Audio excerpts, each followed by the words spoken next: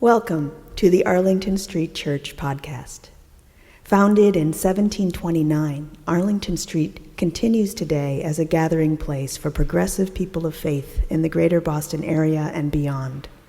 We are located at the corner of Arlington and Boylston Streets, across from the Public Garden in Boston, Massachusetts. Please visit ascboston.org for more information about this historic Unitarian Universalist congregation.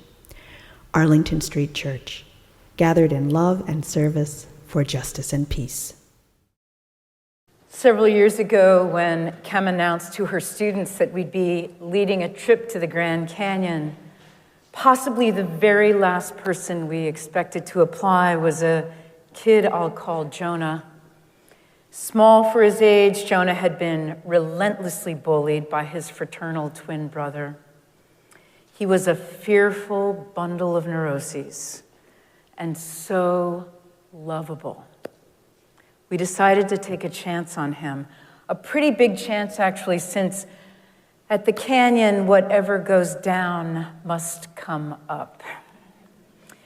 When our group got to Logan and Kem was sorting out seat assignments, Jonah took her aside to let her know he was absolutely terrified to fly. This was not an auspicious beginning. Kem seated him between us, and with a little surreptitious hand-holding, we made it to Phoenix. From there out, the trip went beautifully. Jonah, visibly relaxed, was psyched about how strong he felt after days of carrying a backpack, and revealed a wonderful, self-effacing sense of humor. He was having a blast. And then came the climb out. 9.5 miles of unrelenting straight up. He backslid into fear. We quoted the same wisdom from Chinese philosopher Lao Tzu we recite every time we step out onto the trail. A journey of 1,000 miles begins with a single step, and urged him to stay in the moment with his climb. Life, like life, it's all one step at a time. I left camp with the big boys, huge teenagers who loped up the trail, and Kem plodded up with the slower kids, especially Jonah. Predictably, when we topped out, the big boys beelined for the snack bar. For a while, I paced at the trailhead, then decided to turn around and head back down. Leaving my pack, I grabbed just a water bottle and dropped over the rim. Down I went. Down, down, no sign. A little ping of fear went off in my chest. Where were they? And then I saw them far below, resting. When I reached them, Jonah announced he was asthmatic. But it was clear he was more afraid than anything, talking himself out of his ability to keep going despite the lack of other options. Poor Kem. She'd already been at it for hours. I took Jonah's pack. We put him between us once again, and my sainted wife set a steady pace. Eventually, everyone made it out.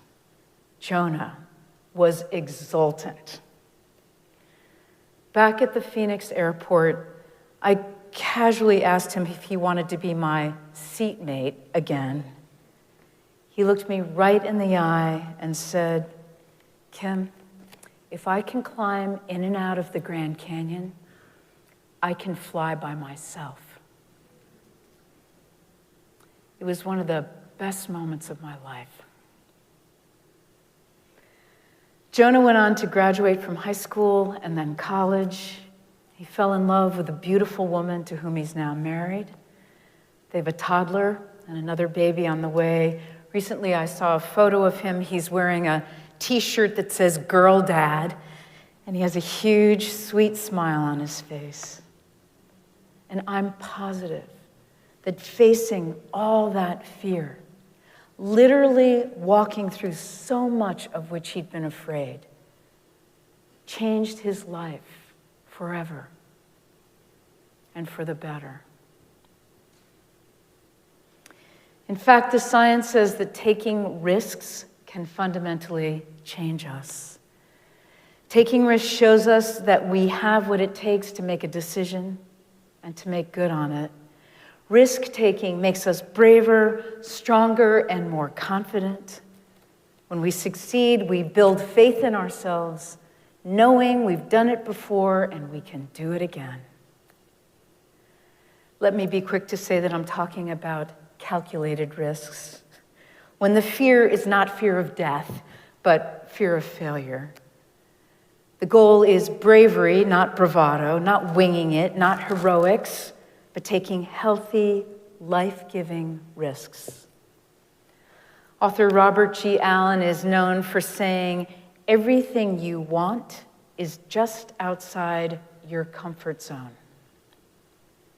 If we want to live a life in which we thrive, not just survive, we're going to have to take some risks.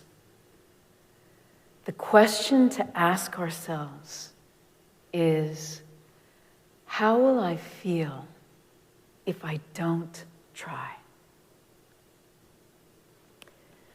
Risk-taking is actually counterintuitive. Human beings are wired for homeostasis. Newton's law, an object at rest tends to remain at rest. And we like stability. We like to be comfortable, as in lying on the couch, or in what my friend Ed called his fur-lined rut. Ed was at best bemused and at worst indifferent about his high-paying job, his Tony neighborhood, his life. Once a year, to please his wife, they went on a cruise, which he said bored him out of his mind. Ed wasn't unhappy exactly. He was just, as we say now, languishing. When I got the news that he died, quite young, I felt shaken to the core. I wished he'd been able to muster the courage to peek up and over the edge of his fur-lined rut. At his memorial service, I quoted from Carlos Castaneda's Yaqui Indian teacher, Don Juan Matus, who said, "Death is our eternal companion. It is always to our left. The thing to do when you're impatient is to turn to your left and ask advice from your death." Ed's death would have told him he had less time than he might have imagined. And it reminded me that being comfortable doesn't mean that we're thriving. To flourish, we need a sense of purpose and accomplishment. As scary as it might be, we need to take some risks. Do you know Garfield Graf Durkheim's book, The Way of Transformation, Daily Life as a Spiritual Practice? He writes, the spiritual seeker, who being really on the way, falls upon hard times in the world, will not turn to friends who offer refuge and comfort and encourage the old self to survive. Rather, they will seek out someone who will faithfully and inexorably help them to risk themselves so that they may endure the suffering and pass courageously through it. And then he says this, which is worth the price of the book: only to the extent that we expose ourselves over and over again to annihilation can that which is indestructible within us arise. In this lies the dignity of daring.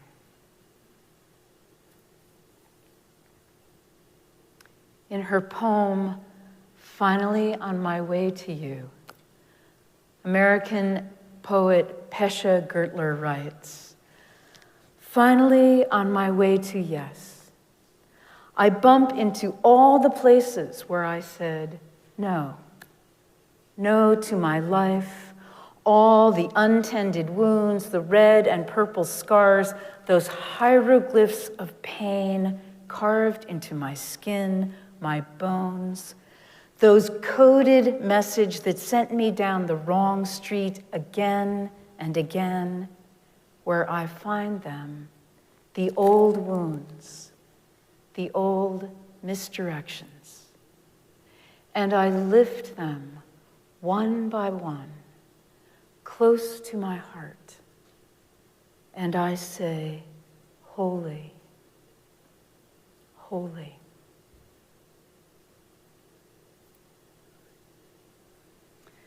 My young friend Benji visited me on the Cape on his way home from traveling in Thailand. I asked him what he had learned. He answered immediately, "When you're invited, say yes." One evening, I was headed out to dinner in Provincetown with my friend Holly, a singer and songwriter from the Bay Area. I asked Benji if he'd like to join us, never dreaming he'd choose the company of old women over Commercial Street by night. But true to his word, he said yes. Holly was completely enchanted by Benji. "Benji," she asked him over dinner, "what's next for you?" "I might just go with the next invitation and see where it takes me," he answered. "Would you like to come to California and work at my record company?" "Yes." This was a thing of beauty to behold. I don't know if Benji had old stories he was rewriting, but clearly he was scribing in some pretty bold ink. Along the way, as he opened to new opportunities with a kind of composed fearlessness, he learned a lot about himself, confidence building on confidence, and when things didn't go his way, he practiced resilience. I really like this take on a regret-free life. Say yes. Just witnessing it was exhilarating. In his book, Too Safe for Their Own Good, How Risk and Responsibility Helps Teens Thrive, Dr. Michael Unger coined the term the risk-taker's advantage. I know it won't surprise you that while it was a bestseller in Canada and Australia, Dr. Unger found it difficult to get published in the United States. Children, he was admonished, can never be too safe. How he came to disagree was through his research on resilience.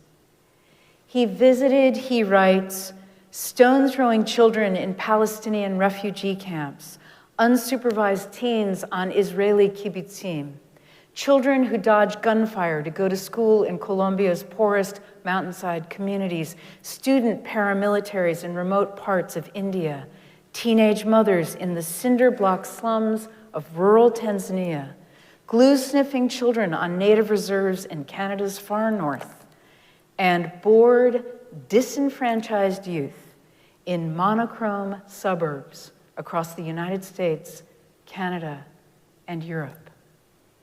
From the wild diversity of these young people, he heard one thing over and over. They all craved adventure and responsibility. Obviously, some of them have much too much, but some of them have too little. Adventure and responsibility are in short supply in families and communities dead set on bubble wrapping their children.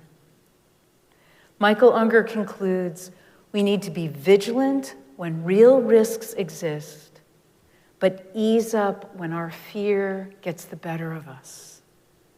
Well-founded worry conveys to children that they are loved. Groundless, senseless worry debilitates children in ways far worse than the few bumps and bruises they may experience without us.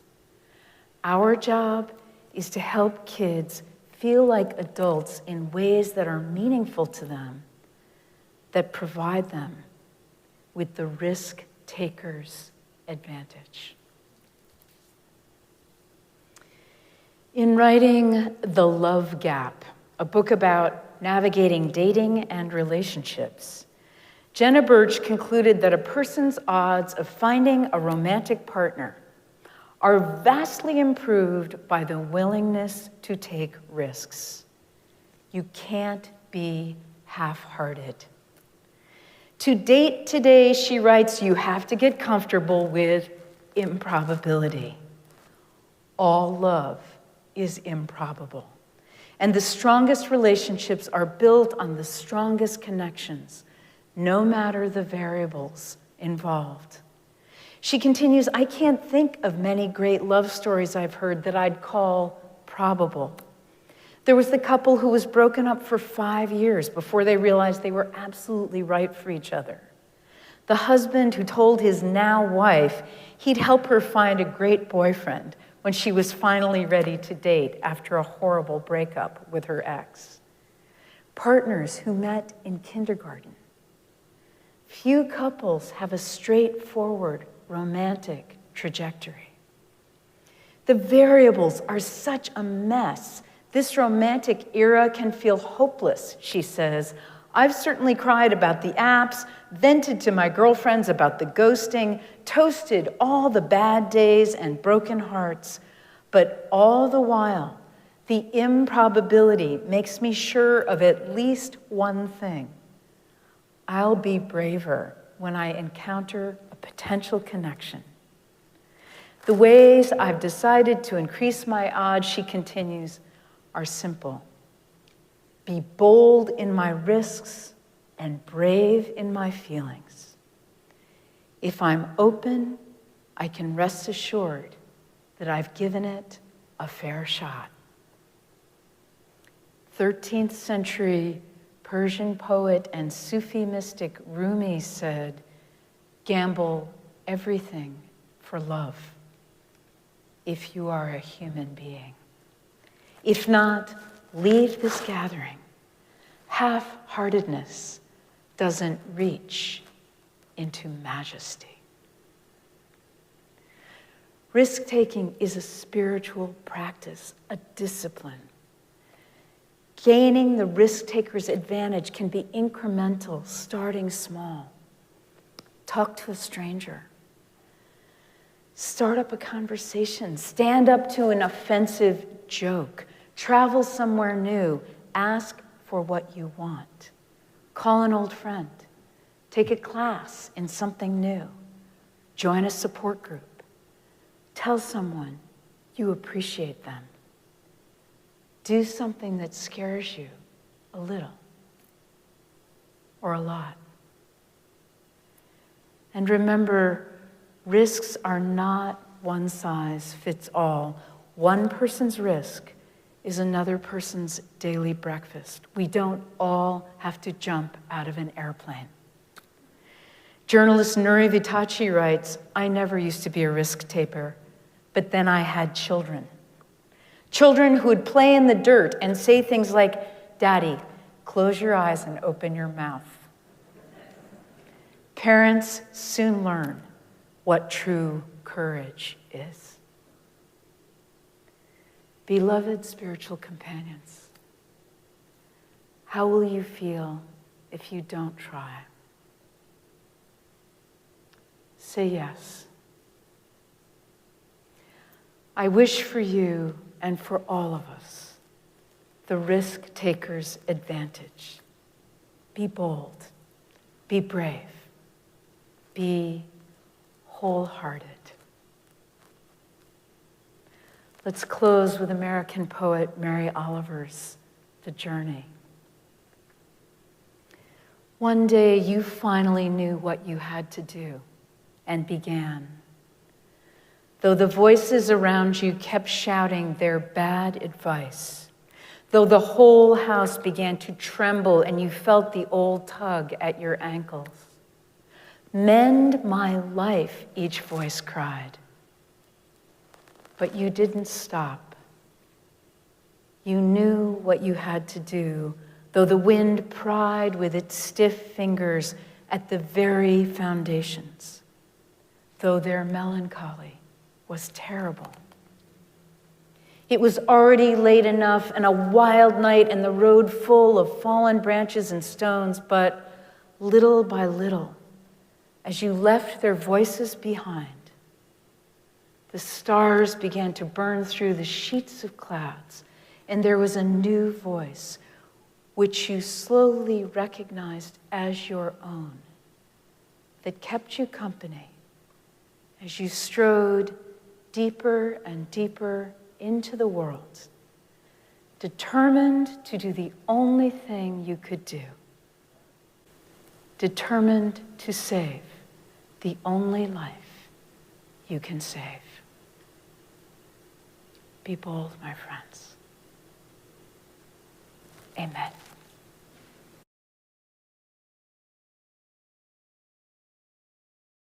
And now for our benediction, I invite you to put your hands over your heart in Namaste. I bow to the divine in you. From Donna Markova, I will not die an unlived life. I will not live in fear of falling or catching fire. I choose to inhabit my days, to allow my living to open me, to make me less afraid, more accessible, to loosen my heart until it becomes a wing, a torch, a promise.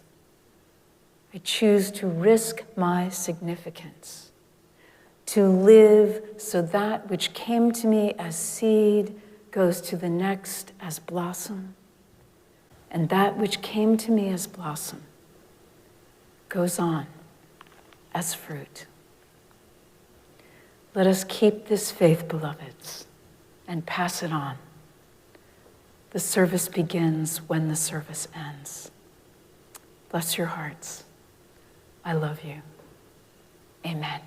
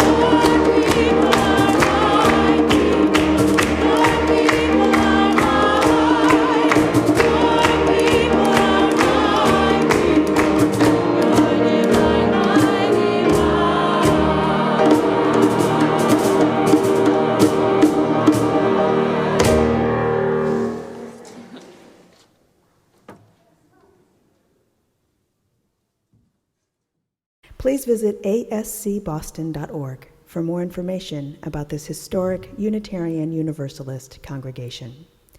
Arlington Street Church, gathered in love and service for justice and peace.